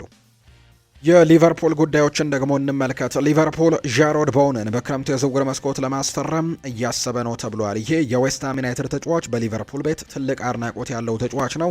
ቀደም ሲልም ስሙ ከክለቡ ጋር ሲያያዝ ቆይቶ ነበር። በተለይም ዌስትሃም ከፕሪሚየር ሊጉ የሚወርድ ከሆነ ሊቨርፑል ተጫዋቹን ለማስፈረም ጥረት ሊያደርግ የሚችልበት እድል በጣም ሰፊ ነው ተብሎ ይታሰባል። ምናልባት ከፕሪሚየር ሊጉ እንኳን የማይወርድ ቢሆን እንኳን በክለቡ የመቆየት እድሉ ጠባብ ነው የሚሉ አይነት መረጃዎች ደግሞ በተደጋጋሚ ሲወጡ እንደነበር እናስታውሳለን። በተለይ ግን በወርታችኛው ሊግ የሚወርድ ከሆነ አሁን ላይ 17ኛ ደረጃ ላይ ነው የተቀመጡት ከቶተንሃም ሆትስፐርስ በ2 ነጥብ ከፍ ብሎ መቀመጣቸውን እናውቃለን። ነገር ግን አሁንም ቢሆን የመውረድ ስጋት ውስጥ ነው የሚገኙትና ዌስትሃም ዩናይትድ የዘንድሮን የፕሪሚየር ሊግ የውድድር ዓመት ላይ ወራጅ ቀጠና ውስጥ የሚገባ ከሆነ ወሳኝ የሚባሉ ተጫዋቾችን ይለቃል። ከነዛ መካከል ጃሮድ ቦውን አንደኛው ነው። ሊቨርፑል ደግሞ ይህንን ተጫዋች ለማስፈረም ትልቅ ጥረት ያደርጋል ተብሎ ይታሰባል ነው የተባለው። አሰልጣኝ አርነ ስሎት የተለያዩ ጉዳዮችን አንስተዋል። የምፈልገው ነገርና የምገምተው ነገር ቢኖር ከዚህ ክለብ ከወጣው መቼም ቢሆን እኔ በነበርኩበት ጊዜ ሊጉን እንዳሸነፍኩኝ ብቻ ሳይሆን አዲስ ለውጥን ዘመን በመፍጠር ረገድም ትልቅ ሚና እንድትጫወትኩኝ እንዲታወስልኝ ነው የምፈልገው። ዋንጫን ማምጣቴ ብቻ ሳይሆን ትልቅ ለውጥን እንደፈጠርኩኝ ማሰብ እፈልጋለሁ ሲል ነው አርነ ስሎት የተናገረው። አርነ ስሎት ግን የሊቨርፑል አሰልጣኝ ሆኖ የሚቀጥለውን ሲዝንም የሚያሳልፍበት እድል በጣም ሰፊ እንደሆነ ስካይ ስፖርት የተባለ የመረጃ ምንጭ ትላንትና ይዞት በወጣው መረጃ ላይ ይፋ አድርጓል። ስለዚህም አሰልጣኝ አርነ ስሎት በሚቀጥለው የውድድር ዓመትም የሊቨርፑል አሰልጣኝ ሆነው እንደሚቀጥሉ የሚያሳዩ መረጃዎች ናቸው እየወጡ እንደሚገኝ ዘገባዎች እየጠቆሙ የሚገኙት። ሌላኛው በዚህ ክረምት ሞሐመድ ሳላህን ለመተካት ሊቨርፑል ካቀዳቸው ተጫዋቾች መካከል ቀደም ከዩናይትድ ጋር በተያዘ ሳነሳው ነበር ያን ዲያማንዴ ዋነኛው ነው ተብሏል። እሱንስ ወይም ሳላህን ማን መተካት እንዳለበት በክለብ ውስጣዊ ውይይቶች ተደርገዋል። ያን ዲያማንዴም በትልቁ እድል ሊሰጠው የሚችል ሰው እንደሆነ እየተነገረ ነው። ካራገር ይናገራል። የአርነ ስሎት ስራ በሁሉም የውድድር ዘመኑ ተነግሯል። ስለሱ ብዙ ነገሮችም ወይም ብዙ ጊዜ ሰኞ ምሽት የእግር ኳስ ፕሮግራም ላይ ተነጋግረናል። በሊቨርፑል ደጋፊዎች መካከል እሱ መቆየት አለበት ወይስ መሄድ አለበት በሚለው ጉዳይ ላይ መከፋፈል ሊኖር ይችላል። ነገር ግን ስሎት በሚቀጥለው የውድድር ዘመን የሊቨርፑል አሰልጣኝ ይሆናል የሚል ድምጽ ግን እየሰማው ነው። ይህም አሁን ላይ የሚያደርጉት ይመስለኛል ሲልም ጭምር ነው የተናገረው። ሊቨርፑልና እንዲሁ ደግሞ ባየር ሚኒክ ከዛ ውጭ ደግሞ ቀደም ብዬ የገለጽኳቸው አርሰናልና ዩናይትድም ጭምር የአንቶኒ ጎርደን ፍላጎት እንዳላቸው ይነገራል። ባየር ሚኒክ ግን የአንቶኒ ጎርደንን ዝውውር ለማፋጠን ዝግጁ ናቸው ተብሏል። ኒውካስል ቢያንስ የ75 ሚሊዮን ፓውንድ የዋጋ ግምታቸው ከተሟላላቸው ተጫዋቹን ለመሸጥ ፈቃደኞች ናቸው። ሌሎች የፕሪሚየር ሊግ ክለቦችም ፉክክሩ ላይ የሚገቡ እንደሆነ በርካቶች ይጠብቃሉና ይህንን ተጫዋች ለማስፈረም በሚቀጥለው የክረምት የተጫዋቾች የዝውውር መስኮት በጣም በትልቁ እንቅስቃሴዎች ይደረጋሉ ተብሎ እንደሚታሰብ ነው መረጃዎች እየወጡ የሚገኙት። ከሊቨርፑል ጋር የመጨረሻ መረጃችን የምናደርገው ፍሬዲ ውድማን የተናገረው ነው። በቡድን ውስጥ 3ኛ ግብ ጠባቂ መሆንን በተመለከተ ይናገራል። እዚህ ከመምጣቴ በፊት ካሰብኩት በላይ ትልቅ ሚና እንዳለው ተረድቻለሁ። ከልጆቹ ጋርም ጥሩ ግንኙነት ለመፍጠር ትሞክራለህ። ለምሳሌ ደግሞ ዶሚኒክ ሶቦስላይ ተጨማሪ የቅጣት ምት ልምምድን ማድረግ ከፈለገ እሱን ለመርዳት እዚያ መገኘት ፈልጋለሁ። መሐመድ ሳላ ተጨማሪ የጎል ሙከራ ልምምዶችን ማድረግ ከፈለገ እሱን ለማገዝ እዚያ ያገኛለሁ። ታውቃላችሁ መሐመድ ሳላ ወደ አንተ መጥቶ ተጨማሪ የጎል ሙከራ ልምምዶችን ማድረግ እፈልጋለሁ ሲልም ይሄ የማንኛውም ልጅ ህልም ነው። እኔ ላለፉት 7 እና 8 ዓመታት ስመለከቱ የነበረ ተጫዋች ነው። አሁን ደግሞ ከሮበርትሰን፣ ከከርቲስ ጆንስ፣ ከኮዲ ጋክፖ፣ ከቨርጂል ቫንዳይክ ጋር ግንኙነት መፍጠሬ ለእኔ በጣም ትልቅ ነገር ነው ብለዋል። ባለፈው የውድድር ዘመን እነዚህን ተጫዋቾች እንደ ትልቅ ስታር ነበር የማያቸው። አሁን ግን አብሬያቸው ስሆን ተራ ሰዎችና ጥሩ ስብዕና ያላቸው መሆናቸውን ትረዳለን። ለእነሱ ጋር እንዲህ አይነት ቅርርብን መፍጠሬ በጣም ደስተኛ አድርጎኛል። ስለዚህም በቡድን ውስጥ የተለየ ሚና እንዲኖረኝና ያ ሚና ደግሞ ምን ያክል አስፈላጊ እንደሆነ ለመረዳትም እየሞከርኩ እገኛለሁ ሲልም ጭምር ነው ፍሬዲ ውድማን የተናገረው። በተለይ በዚህ ሳምንት በሚደረገው ጨዋታ ሊቨርፑልን በቋሚ ግብ ጠባቂነት ይመራል ተብሎ ይታሰባል። ምክንያቱም የአሊሰን ቤከር መጎዳትና ከዛ ውጭ ደግሞ ሁለተኛ ተጠባባቂ ግብ ጠባቂ የሆነውም ሌላኛው ግብ ጠባቂ ደግሞ በጉዳት ምክንያት ጆርጅ መማርዳሽቪሊ ያለመኖሩ የግብ ጠባቂ ፍሬዲ ውድማን በቀጣይ ጨዋታ ላይ በቋሚ አስተላለፍ ውስጥ ይካተታል ተብሎ ነው የሚጠበቀው። ቸልሲን የተመለከተ መረጃን እናንሳ።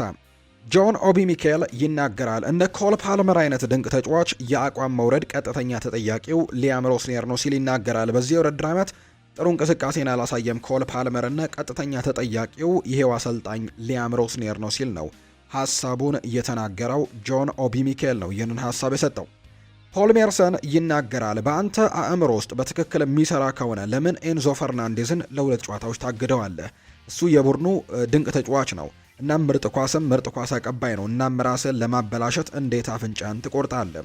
እሱ እንዳይጫወት ያገደው ኤፍኤው አይደለም ራሱ ክለቡ ነው። እናም ይሄ ደግሞ ለእኔ በጣም አስገራሚ ነው። ሊያም ሮስኔር ይህን ውሳኔ በማሳለፉ በሜዳ ላይ ትልቅ ዋጋ አስከፍሎታል። ምናልባት አሁን የመሰናበትም አደጋ ይገጥመዋል ሲልም ጭምር ነው ፖል ሜርሰን ሀሳቡን የተናገረው። ከዣኦ ፔድሮ በስተቀር በቼልሲ ያሉ ትልልቅ ተጫዋቾች አሰልጣኙ ከመጣ ጊዜ አንስቶ ጥሩ አፈጻጸሞችን አላሳዩም። ለዚህም ብቸኛው ተጠያቂ የአሰልጣኙ የአጨዋወት አቀራረብ ነው።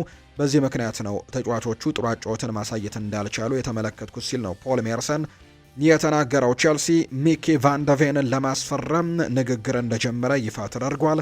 ቼልሲ የቶተንሃሙን ተከላካይ ሚኪ ቫንደቬንን በክረምቱ የዝውውር መስኮት ወደ ስታንፈርድ ብሪጅ ለማምጣትም ከተጫዋቹ ወኪሎች ጋር ንግግር መጀመሩ ነው የተገለጸው።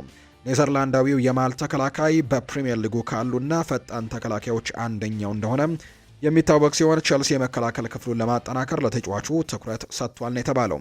ይሁን እንጂ እንደ ሊቨርፑልና ሪያል ማድሪድ ያሉ ትልልቅ ክለቦችም ተጫዋቹን ለማስፈረም ፍላጎት እንዳላቸው ነው እየተነገረ እንደሚገኝ መረጃው የወጣው። ላቪ ኮልዊል ጉዳት ባጋጠመው ጊዜ የተሰማውን ስሜት እንዲህ ሲል ነው የሚያስታውሰው። ክፉኛም እንደ መሰበር ነበር የተሰማኝ ስሜት እንደነበር አስታውሳለሁ። የኮንፈረንስ ሊግን አሸንፎ ጎል አስቆጥሮ ቀጥሎም የክለቦች የዓለም ዋንጫን አንስቶ አሁንም ድሉን እያከበርክና እየተደሰት እረፍት ወጥተህ ተመልሰ በመጣህበት በመጀመሪያ ቀንህ የመፈጠሩ ትልቅ ትምህርት የሚሰጥ አጋጣሚ ነው። ይህ ህይወት ምን እንደሆነ ያሳያል። ማለቴ ሁልጊዜም በጣም ከፍ ብለህ በስኬት ተንሳፋፊ መቆየት አትችልም። ምክንያቱም ህይወት መልሳ ወደ መሬት ታወርድሃለች። በእኔም ላይ የደረሰው ይሄኛው ይመስለኛል ሲልም ነው የተናገረው። ይህንን ሀሳብ የሰጠው ላቪ ኮልዊል ነው። የማንቸስተር ሲቲን ጉዳይ እንመልከት። ዋንጫው የኛ ነው፣ ምርጦቹም እኛ ነን ብሏል ኒኮ ጎንዛሌዝ ነው ይህንን ሀሳብ የሰጠው። የማንቸስተር ሲቲው የመሃል ሜዳ ተሰላፊ የሆነው ኒኮ ጎንዛሌዝ የዋንጫ አሸናፊነት ግምቱ የኛ ነው በማለትም ጭምር ይናገራል። ቡድኑ እየሰራ በሚገኘው ነገር ደስተኛ መሆኑን የገለጸው ጎንዛሌዝ እኩል ነጥብ ሆነን ልዩነቱ የጎል ሊሆን ይችላል፣ ጥሩ ፉክክር ይሆናል ሲልም ጭምር የተናገረው። ዋንጫው አሸናፊነት ግምት የኛ ነው የሚለው ኒኮ ጎንዛሌዝ ምክንያቱም በቡድኔ እምነት አለኝ፣ እኛ ምርጥ ቡድን ነን ሲልም ጭምር ይናገራል። በአመቱ መጀመሪያ አንድ ሰው ሊጉን የምትመሩት በመጨረሻዎቹ 5 ጨዋታዎች ነው ብሎ ቢነግረን ኖሮ ያለማመንታት እንቀበል ነበር ሲልም ጭምር ነው የተናገረው ኒኮ ጎንዛሌዝ። ሮድሪ በበኩሉም የኛ የአሸናፊነት ግምቱ የኛ መሆኑን አላውቅም ያለ ሲሆን ከአንድ ወር በፊትም ጥሩ አልነበርንም ሲልም ነው የተደመጠው። ስለዚህም አሸናፊነቱ የኛ መሆኑን ማረጋገጥ ይኖርብናል ሲልም የተናገረው። በዛሬው ጨዋታ ላይ እንደማይኖር ተረጋግጧል ሮድሪ። ነገር ግን ያን ያክል የከፋ ጉዳት እንዳልሆነ ግን የሚያሳዩ መረጃዎች ናቸው እየወጡ የሚገኙት። አሁን ባለው ሁኔታ አርሰናል ነው ሻምፒዮን የሚሆነው ሲልም ነው ጓርዲዮላ የተናገረው። የማንቸስተር ሲቲው አሰልጣኝ ፔፕ ጓርዲዮላ አሁን ሊጉ የሚያሳየው አርሰናል አሸናፊ የሚሆን እንደሆነ ነው ትኩረት ማድረግ አለብን ሲልም ጭምር ተናግረዋል። አርሰናል አሁን ላይ የሊጉ መሪ ነው ያሉት ጓርዲዮላ በዚህ ሁኔታ አርሰናል ሻምፒዮን ይሆናል እያሉ ሲሆን ትኩረት ማጣት አያስፈልግም ሲሉ ጭምር ተናግረዋል። ምንም አይነት ነጥብ መጣል አንችልም፣ መደናቀፍም የለብንም፣ ነጥብ ከጣልክ ደግሞ ለማገገም አስቸጋሪ ነው ሲል ፔፕ ጓርዲዮላ ይናገራል። ስለ አርሰናል ጨዋታ ያነሱት ጓርዲዮላ ሰዎች አርሰናል 2 ቋሚ እንደመለሰበት አውርተዋል፣ ነገር ግን እኛም 2 የመለሶብናል ሲሉ ጭምር ይናገራሉ። ስለዚህም ደግሞ ሁሉም የሚያወሩት ስለ አርሰናል ብቻ ነው። ጨዋታው ተቀራራቢ እንደነበር ያነሱት ፔፕ ጓርዲዮላ ነገር ግን እንደዚህ አይነት ጥቃቅን ነገሮች ብዙ ነገሮችን ይወስናሉ ሲልም ጭምር ነው የተናገረው። ሮድሪ ከበርንሌ ጋር እንደማይሰለፍም አረጋግጧል ፔፕ ጓርዲዮላ። ለዛሬው ጨዋታ ዝግጁ አይደለም ብዬ አስባለሁ። ቀጣይ ጨዋታዎች ደግሞ የምናይ ይሆናል። ከሳውዛምፕተን ጋር ለሚደረገው የግማሽ ፍጻሜ ጨዋታ ወይ ደግሞ ከ12ና 13 ቀናት በኋላ ከኤቨርተን ጋር ለሚደረገው ጨዋታ ይደርስ እንደሆነ እንመለከታለን ሲል አሰልጣኝ ፔፕ ጓርዲዮላ ይፋ አድርጓል። ፔፕ ጓርዲዮላ ስለ ኒኮ ጎንዛሌዝም እንዲሁ ይናገራል። ሮድሪ በሌለበት በዚህ ውድድር ዘመን ኒኮ ጎንዛሌዝ እጅግ በጣም ረድቶናል። አሁን ላለንበት የዋንጫ ተፎካካሪነት ደረጃ የሱ ገዛ በጣም ትልቅ ነበር ሲል ነው ያሞካሸው። ፔፕ ከአርሰናል ጨዋታ በኋላ ስለ ሜንታሊቲም ወይም ስለ አሸናፊነት ስለ ንቦናም የሚወራውን ወሬ እንዲህ ስል ነው ያጣጣለው። ካይ ሃቨርትስ በመጨረሻው ደቂቃ ላይ ያችን የክሮስ ኳስ ወይም የጭንቅላት ኳስ በጭንቅላቱ ገጭቶ ጎል አድርጓት ቢሆን ኖሮ ስለኛ ሜንታሊቲ ምን ይባል ነበር? ምን ሊባል እንደሚችል በሚገባ አውቃለሁ። በራስ መተማመን የላቸውም፣ ልምድ የሌለው ቡድን ነው ይባል ነበር። ሰዎች አርሰናሎች 2 ኳስን በግቡ ቋሚ ተመልሶባቸዋል ይላሉ። እኛም እኮ 2 ጊዜ የግቡ ቋሚ ኳስ መልሶብናል ሲልም ጭምር የተናገረውና ጨዋታው በጣም ጥሩ የነበረ ነው ሲልም ጭምር ይገልጸዋል። ፔፕ ስለ ጆን ስቶንስ የወደፊት እጣ ፈንታም እንዲሁ ሀሳቡን ሰጥቷል። ልል የምችለው ብቸኛው ነገር እሱ ከጉዳት መመለሱ ነው። ከ3 ሳምንታት ወይም ደግሞ ከ1 ወር በኋላ አሁን ከኛ ጋር ልምምድ እየሰራ ነው። ይህ ደግሞ ለኛ በጣም አስፈላጊው ዜና ነው ሲልም ጭምር ይናገራል። ጓርዲዮላ በውሰት በዢሮና ስለሚገኘው ወጣቱ ተከላካይ ቪቶር ሪየሽም ጥያቄ ቀርቦለት ነበር። በዢሮና ስላለው ሁኔታ ካለኝ መረጃ እሱ አስደናቂ እንደሆነ እየተመለከትኩ ነው። ወደዚያ የሄደበት ምክንያትም በእድሜው ምክንያትም እዚህ የመጫወት እድልን ስለማያገኝ ነበር። አሁን ላይ ግን እንደ ተጫዋች አድጓል፣ ተሳክቶለታልም። በመጨረሻም በስፔን የሚገኙ ምርጥ አጥቂዎችን ተጋፍጧል። ይህም ደግሞ ለመቋቋም ቀላል አይደለም። እሱ በጣም አድጓል። በዢሮና ያሉ ሰዎችም በሱ እጅግ ደስተኛ እንደሆነ አውቃለሁ። ስለ ማንቸስተር ሲቲ የወደፊት ቆይታ የሚሰጠውን ውሳኔ ግን በውድድር ዘመኑ መጨረሻ ላይ የምንመለከት ይሆናል ሲልም ነው ፔፕ ጓርዲዮላ የተናገረው። ቼልሲዎች የማንቸስተር ሲቲውን ግብ ጠባቂ የሆነው ጄምስ ትራፎርድን የማስፈረም ፍላጎቱ አላቸው። ቼልሲ ተጫዋቹን እንደሚደግፉትና እንደሚያደንቁት ነው እየተነገረ የሚገኘው። ከዛም ውጭ ደግሞ አሁን በሮበርት ሳንቼዝ የመቀጠል ፍላጎት የላቸውም ተብሏል። በዚህ መሰረትም ቼልሲዎች ጄምስ ትራፎርድን የማምጣት ፍላጎት እንዳላቸው ይፋ ተደርጓል። ተጫዋቹ የቼልሲ ደጋፊ በመሆኑ ከአስተን ቪላና ከኒውካስል ይልቅ ቼልሲ ሊመርጥ የሚችልበት እድልም እንዳለ ጭምር ይሰማቸዋል ነው እየተባለ የሚገኘው። ዝላትኮ ዳሊች የክሮኤሽያ ብሔራዊ ቡድን አሰልጣኝ ናቸው። ሀሳባቸውን ሰጥተዋል። ጓርዲዮላ ስለ ክሮኤሽያ እግር ኳስና ስለ ብሔራዊ ቡድኑ ስኬቶች በአክብሮት ሲናገር በመስማቴ ደስ ብሎኛል ብለዋል። ክለቡና አሰልጣኙ ለማቴዮ ኮቫቺች እና ለሄስኮ ግቫርዲዮል ለነሱ ባላቸው አድናቆትም እንኮራለን። ሙሉ በሙሉ ጤናማ ከሆኑ በኋላ ዋንጫ ላይ ዓለም ዋንጫው ላይም እንዲሁ በእነሱ እንተማመናለን ሲል ነው ዝላትኮ ዳሊችም ሀሳባቸውን የሰጡት። ከሪያል ማድሪድ ጋር በተያያዘ መረጃዎችን እናንሳም። ፍሎሬንቲኖ ፔሬስ የዚህ የውድድር ዘመን ድክመቶችን የመረመረ ሲሆን ተጫዋቾቹ ተጠያቂ መሆን የለባቸውም የሚል እምነት ላይ እንደደረሰ ነው ይፋ የተደረገው። የሱ ትንተና እንደሚያሳየው ወይም እንደሚያረጋግጠው ከሆነ አሁን ያለው ስብስብ በጣም ጥሩ ነው። ሆኖም የተሻለ አሰልጣኝ ስርም ከዚህ በላይ ውጤታማ መሆን እንደሚችሉ ነው የተረጋገጠው ሲሉ ነው ሀሳባቸውን ያጋሩት። ስለዚህም አልቫሮ አርቤሏ የላሊጋው የውድድር ዘመን እንደተጠናቀቀ ወዲያውኑ ሪያል ማድሪድን ይለቃል ተብሎ ይጠበቃል። ፍሎሬንቲኖ ፔሬስ ለአርቤሏ ስራና ጥረትም አድናቆት ቢኖረውም ያለ ዋንጫና ውጤት ግን ማንኛውም አሰልጣኝ በሪያል ማድሪድ ውስጥ ሊቆይ እንደማይችል ያምናሉ። ስለዚህም የላሊጋ የውድድር ዓመቱ ልክ ሲጠናቀቅ አሰልጣኝ አልቫሮ አርቤሏ ከክለቡ ጋር እንደሚለያይ ነው ይፋ የተደረገው። ፍሎሬንቲኖ ፔሬስ በዚህ ክረምት በሪያል ማድሪድ ቤት ውስጥም ከፍተኛ የስኳድ ለውጦችንም ማድረግ አያስፈልግም ብሎ ነው የሚያምኑት። ፕሬዚደንቱ እንደሚናገሩት ከሆነ አንድ አማካይ ማስፈረም፣ አንድ ተከላካይ ኤንድሪክን መመለስ፣ ኒኮ ፓዝን መመለስ እና ቪክቶር ሙኞዝን መመለስ፣ እነዚህን ጥቃቅን ለውጦችን ስብስቡን የተሻለና በቂ እንዲሆንም ያደርገዋል የሚል ግምት አላቸው። የሪያል ማድሪዱ ካፕቴን ዳኒ ካርቫሃል ተስፋ አልቆረጠም። በዓለም ዋንጫው ላይ መጫወት እንደሚችልና ለተጨማሪ አንድ የውድድር ዘመንም በሪያል ማድሪድ ለመቆየት እንደሚችል ለማረጋገጥም የሚችለውን ሁሉ እንደሚያደርግ ነው ይፋ የተደረገው። አሁንም ቢሆን በከፍተኛ ደረጃ ብቃቱን ማሳየት እንደሚችል መጀመሪያም ደግሞ አርቤሏን በመጠቀምም ዴላ ፉዌንቴን ለማሳመን በእጁ ያለውን አቅም ሁሉ ይጠቀማል ተብሎ እንደሚታሰብ ነው መረጃው የወጣው። ሪያል ማድሪድ ቪኒሲዮስ ጁኒየርን ኮንትራት ለማደስ እንደወሰነ አውቀዋል። ይህ የውል ማደስ ጉዳይም ለፕሬዝደንቱ ፍሎሬንቲኖ ፔሬስ እንደ ግል ጉዳይ ወይም ልዩ ትኩረት የሚሰጡት ተደርጎ የተያዘ እንደሆነ ነው የሚነገረው። በሁለቱም ወገኖች መካከል በቪኒሲዮስ ጁኒየርም በሪያል ማድሪድም በኩል ሙሉ ስምምነት ያለ ሲሆን ላለፉት ሳምንታትም በጉዳዩ ላይ ሲሰሩ ቆይታን አድርገዋል። በቅርቡም በይፋዊ መግለጫ ይፋ ይደረጋል ተብሎ እንደሚታሰብ ነው ዲያሪዮ አስ መረጃውን ይፋ ያደረገው። ባርሴሎናን እንመልከት ውድ ቤተሰቦቻችን።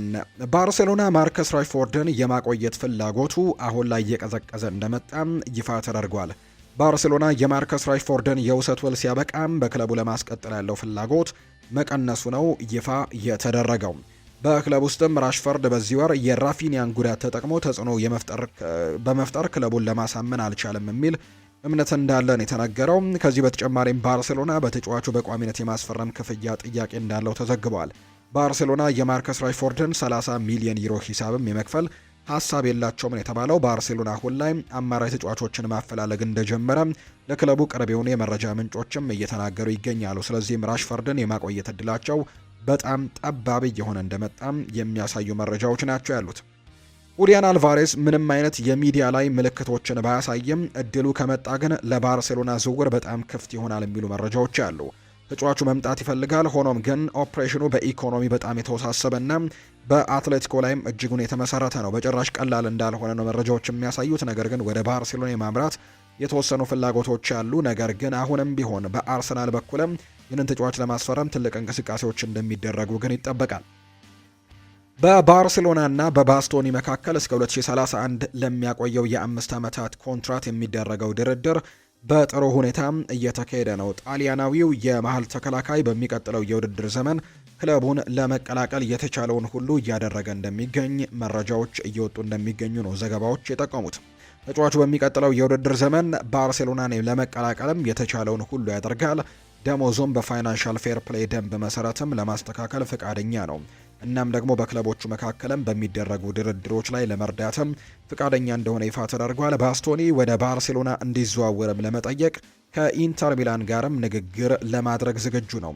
ይህንን ደግሞ የሚያደርገው ብቸኛው ክለብ ነው። ከኢንተር ሚላን የሚጠየቀውን ዋጋ እንዲቀንስም ተስፋ ያደርጋሉ ተብሎ እንደሚጠበቅ ነው መረጃዎች የወጡት። ብራዚላዊው ሌጀንድ ካፉ ስለ ላሚን ያማል ይናገራል። ላሚን ያማል ኔይማርን ያስታውሰኛል ሲል ነው የሚናገረው። ሁለቱም በእግር ኳስ ክስተቶች ናቸው ብለዋል ካፉ። ድፍረት፣ ድሪብል ማድረግ፣ ፍርሃት የለሽ መሆን፣ ከኳስ ጋር መዝናናት። ኔይማር በወጣትነቱ በተመሳሳይ ዘይቤ ይጫወት ነበር። በመካከላቸው ግልጽ የሆነ ተመሳሳይነት አይቻለሁ። ላሚን ያማል በዚሁ እንዲቀጥልና በእግር ኳስ እንዲደሰትም እመክሯለሁ። ምንም ነገር መለወጥ የለበትም ሲልም ጭምር ነው የተናገረው ካፉ ሲናገር። ሃንስ ፍሊክ ዛሬ ከሴልታ ቪጎ ጋር ከሚደረገው የላሊጋ ጨዋታ በፊት ሀሳባቸውን ሰጥተዋል። የሴልታ ቪጎ ጨዋታዎችን በቅርበት ተመልክቻለሁ። እናም ደግሞ እዚህ በነበረኝ ቆይታ 3 ጊዜ ተጫውተናል። እያንዳንዱ ግጥሚያ በጣም ከባድ ነበር ሲል ይናገራል። እነሱ ተጋጣሚን ብዙ ይላመዳሉ፣ እናም ተመሳሳይ ነገሮችንም ያደርጋሉ ብዬ ጠብቃለሁ በዛሬው ጨዋታ። ስለዚህም ሁሌም እንደምለው ምርጡ አፈጻጸማችንን ማቅረብ ይኖርብናል ሲልም ጭምር የተናገረው ይሄ ጨዋታ ከባድ ሊሆን እንደሚችል አስባለሁ ሲል ነው ሃንስ ፍሊክ የተናገረው። ጥሩ ስራ እየሰራን ነው ብዬ አስባለሁ። ከአትሌቲኮ ጋር በነበሩን 2 ግጥሚያዎች ድንቅ ብቃት አሳይተናል። እናም ሁሉም ነገር ስለሰጡ ደግሞ በቡድኔ በጣም ኮርቻለሁ። በአሁኑ ትኩረታችን በላሊጋው ላይ ማድረግ አለብን። እናም ሊጉን ማሸነፍ እንፈልጋለን። እስካሁን ግን አልተወሰነም ብለዋል። እውነት ነው፣ በጥቂት ነጥቦች እንበልጣለን። ነገር ግን ላሊጋ በጣም ከባድ ውድድር ነው፣ ቀላል አይሆንም። ነገር ግን እኛ መጫወት አለብን። ያንን ደግሞ ምርጥ እግር ኳስን ለማቅረብ እንፈልጋለን ያለው። በእነዚህ 2 ጨዋታዎች ከአትሌቲኮ ጋር ያደረግነው ነገር የኛ መንገድ ነው። ምክንያቱም ለክለቡ ለቡድኑና ለደጋፊው ሁሉንም ነገር እንሰጣለን ያለው። ሁሉም ሰው ደስተኛ እንደሆነና ሁሉም በቡድኑ እንደሚኮራ አስባለሁ። ምክንያቱም ድንቅ ስራን እየሰሩ ነው። በመጨረሻም እንዳልኩት ከውድድሩ ውጪ መሆን በጣም ያማል። ነገር ግን ለሚመጡት ግጥሚያዎች ደግሞ ተጨማሪ ጉልበት ይሰጠናል ነው ያለው። ቡድኑ ወጣት ነው። የበለጠ ለማደግ ብዙ አቅሞች እንዳሉትም ማምናለሁ። እናም ጥሩ መዋቅርም እንዳለን እረዳለሁ ብለዋል። የስቴዲየሙ ግንባታ ሲጠናቀቅ እዚህ መሆን እፈልጋለሁ። እዚህ ቤተሰቤን እየፈጠርን ነው ብዬ አምናለሁ። መቼ እንደሚሆን ግን አላውቅም፣ ማንም አያውቅምም ሲል ይናገራል። ስለዚህ የቻምፒየንስ ሊግ ዋንጫ እስክታሸንፍ ድረስ ባርሳን መልቀቅ እንደማትችል ታስባለሁ የሚል ጥያቄም ቀርቦለት ነበር። በህይወቴ የምመኘው 2 ነገሮች አሉ። እናም አንደኛው የቻምፒየንስ ሊግ ዋንጫን ማሸነፍ ነው። ለሚቀጥሉት ዓመታት ጥሩ ቡድን እንዳለን አስባለሁ። እናም ሁሌም እንደምለው ደግሞ በዝውውር መስኮቱ ትክክለኛ ውሳኔዎችን ማድረግ አለብን። ይህንንም በጣም አስፈላጊው ነገር ነው። ሁልጊዜም እንደምለው የሞኝ ስራ መስራት የለብንም። ይልቁንም ትክክለኛና ጥሩ ውሳኔዎችን ማድረግ ይኖርብናል ሲልም ነው የተናገረው። እርግጥ ነው ይህ የኔ እቅድ ነው እንደምታውቁት ተናግሬያለሁ።